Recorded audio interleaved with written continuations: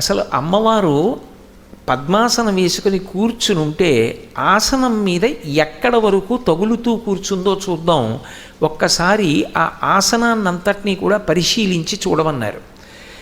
అక్కడ ఉన్నటువంటి ఆసనాన్ని కొద్దిగా కదిపి ఆ ఉన్నటువంటి వ్యవస్థని మార్చి చూస్తే అసలు అమ్మవారు ఆసనం మీద కూర్చుని లేదు, ఆవిడ ఆకాశంలో తేలుతూ ఉంది.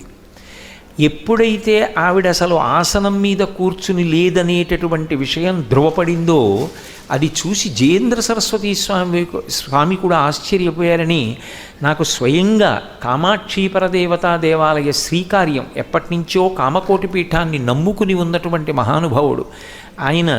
నేను గత సంవత్సరం కాంచీపురం వెళ్ళినప్పుడు నాకు ఈ విషయాన్ని చెప్పి, ఆవిడ దేని మీద కూర్చుని లేదు, ఆకాశంలోనే అంటే పీఠం మీద కాకుండా గాలిలోనే ఉంటుందావిడ అన్న విషయం సువ్యవస్థితమై ఆశ్చర్యపోగానే కాంచీపురం అంతా దట్టమైన మేఘాలు పట్టి కుంభవృష్టి కింద వర్షం పడిందిట.